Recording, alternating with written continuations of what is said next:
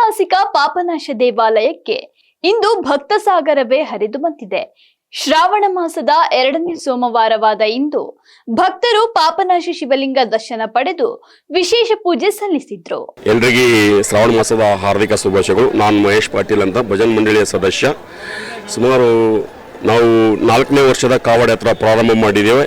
ಶ್ರೀ ಗುಪ್ತಲಿಂಗ ಗಾಯಮುಖಲಿಂದ ನಾವು ಕಾವಡ ಯಾತ್ರಾ ಪ್ರಾರಂಭ ಮಾಡಿ ಈ ಸುಮಾರು 25 ಕಿಲೋಮೀಟರ್ ನಡ್ಕೊಂಡು ಪಾದಯಾತ್ರೆಯಲ್ಲಿ ಹಿರಿಯರು ಎಲ್ಲ ಮಹಿಳೆಯರು ಎಲ್ಲ ಬಹಳಷ್ಟು ಜನರು ಇಷ್ಟು ವಿಜೃಂಭಣೆಯಿಂದ ಮಾಡ್ತಾ ಇದ್ದಾರೆ. ಸುಮಾರು 25 ಕಿಲೋಮೀಟರ್ ನಡ್ಕೊಂಡು ಬಂದು ಆ ಜಲವನ್ನು ತಂದು ಕೋಟಿ ಪಾಪನಾಶನಿಗೆ ಅಭಿಷೇಕ ಮಾಡ್ತಾ ಇದ್ದೇವೆ. ಪ್ರತಿ ಸೋಮವಾರ 4ನೇ ಸೋಮವಾರ, ಇದು ಆ್ಯಕ್ಚುಲಿ 4ನೇ ವರ್ಷದ ಇದು 2ನೇ ಸೋಮವಾರ. ಈ ಸರಿ ಬಂದಿದ್ದು 4 ಸೋಮವಾರ. ಆಮೇಲೆ ಆ ಕೋಟಿ ಪಾಪನಾಶನ ಆಶೀರ್ವಾದ ಎಲ್ಲರಿಗೆ ಆಯುರಾರೋಗ್ಯ ಐಶ್ವರ್ಯ ಸಕಲ ಸಂಪತ್ತು ಕೊಟ್ಟು ಕಾಪಾಡಲಿ ಎಂದು ಈ ಮೂಲಕ ತಮ್ಮ ಮುಖ ಕೇಳಿಕೊಳ್ಳುತ್ತೇನೆ. ಪವಿತ್ರ ಶ್ರಾವಣ ಮಾಸದ 2ನೇ ಸೋಮವಾರ ಇವತ್ತು ಬೀದರ್ನ ಪಾಪನಾಶ ದೇವಾಲಯದಲ್ಲಿ ನಾವಿದ್ದೇವೆ. ತಾವು ಇದೀಗ ನೋಡ್ತಾ ಇದ್ದೀರಿ, ಸಾವಿರಾರು ಜನ ಇಲ್ಲಿ ಸರತಿ ಸಾಲಿನಲ್ಲಿ ನಿಂತ್ಕೊಂಡು ಅವರು ದರ್ಶನವನ್ನು ಪಡ್ಕೊಳ್ತಾ ಇರುವಂಥದ್ದು ತಾವೆಲ್ಲ ನೋಡ್ತಾ ಇದ್ದೀರಿ. ಶ್ರಾವಣ ಬಂತಂದರೆ ಸಾಕು, ಜನರು ಒಂದು ಪಾದರಕ್ಷೆಯನ್ನು ಬಿಟ್ಟು ಬರಿಗಾಲಲ್ಲಿ ತಮ್ಮ ಮನೆಯಿಂದ ನಡ್ಕೊಂತ ಈ ಒಂದು ಮಂದಿರವರೆಗೆ ಬರ್ತಾ ಇರುವಂಥದ್ದು. ಆಮೇಲೆ ಕಾವಡೆ ಯಾತ್ರೆಯನ್ನು ಕೂಡ ಮಾಡ್ಕೊಂಡು ಬರುವಂಥದ್ದು. ಆಮೇಲೆ ವಿಶೇಷವಾಗಿ ಇಲ್ಲಿ ಮಹಾಪ್ರಸಾದ ದಾಸೋಹವನ್ನು ಮಾಡ್ತಾ ಇರುವಂಥದ್ದು.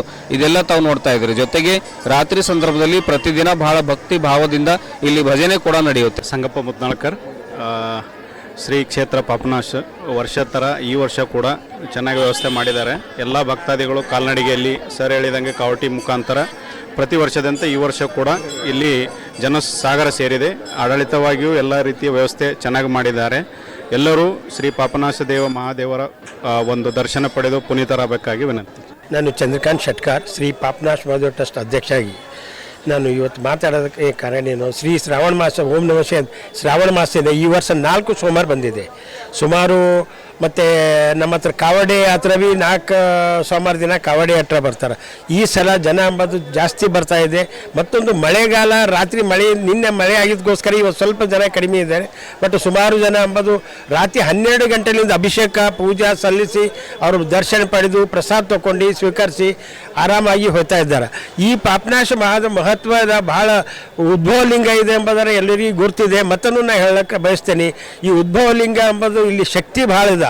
ಇಲ್ಲಿ ಏರ್ಫೋರ್ಸ್ ಜನ ಬರ್ತಾರೆ, ಬೀದರು, ಮಹಾರಾಷ್ಟ್ರ ಮತ್ತು ಆಂಧ್ರಲ್ಲಿಂದು ಜನ ಬಂದು ಇಲ್ಲಿ ದರ್ಶನ ಪಡೆದು, ಪಂಡ್ರಾಪುರ ಜನ ನಡ್ಕೊಂಡು ಬರ್ತಾರೆ. ಪಂಡ್ರಾಪುರದೊಂದು ಇದು ಇದೆ. ಸೊ ಹೀಗಾಗಿ ಇಲ್ಲಿ ಲಕ್ಷಾಂತರ ಜನ ದಿನಾಲು ರಾತ್ರಿ 24 ಅವರ್ಸ್ ದರ್ಶನ ಮಾಡ್ತಾ ಇದ್ದಾರೆ. ಭಜನ್ನಲ್ಲಿ ರಾತ್ರಿ 11:30 ಆಗ್ಲತ್ತದ. 506 ಜನ ರಾತ್ರಿ ದಾಸೋಹ ನಡೀತಾ ಇದೆ. ಸುಮಾರು 20 ದಿವಸ ಇಲ್ಲ, 1 ತಿಂಗಳು ಶ್ರಾವಣದಾಗ ದಾಸೋಹ ನಡೀತದೆ.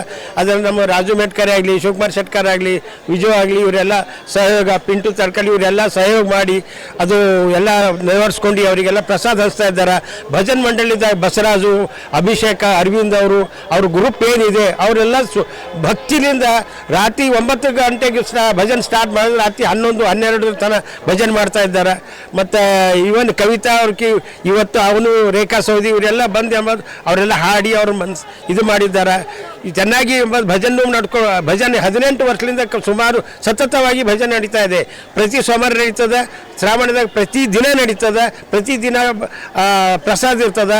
ಸೊ ಎಲ್ಲ ಭಕ್ತಾದಿಗಳ ವಿನಂತಿ ಏನದ, ದೇವರಂಬರಿ ಅವರಿಗೆಲ್ಲ ಬಂದು ಪ್ರಸಾದ ತೊಗೊಂಡು ದರ್ಶನ ಮಾಡಿದವ್ರಿ. ಆಸಕ್ತಿ ಭಕ್ತಿ ಒಳ್ಳೆಯದು. ಶ್ರಾವಣ ಮಾಸ ಶುಭಾಶಯಗಳು ಹೇಳಿ ನಾನು. ಮತ್ತು ಇನ್ನೊಂದು ಏನು ಅಂತಂದ್ರೆ, ಈ ವರ್ಷ ನೆಕ್ಸ್ಟ್ ಶಿವರಾತ್ರಿ ಬರೋಳಿಗೆ 22 ಕೋಟಿ ಏನು ಸ್ಯಾಂಕ್ಷನ್ ಆಗಿದ್ದು, ಅದು ಮೋದಿಯವರು ಸ್ಯಾಂಕ್ಷನ್ ಮಾಡಿದರು. ಮತ್ತು ಈಶ್ವರ್ ಖಂಡ್ರೆ ಸಾಹೇಬರಿಂದ ಓಪನಿಂಗ್ ಮಾಡಿದರು. ಅದನ್ನು ವರ್ಕ್ ಎಂಬುದು ಕಂಟಿನ್ಯೂ ನಡೀತಾ ಇದೆ.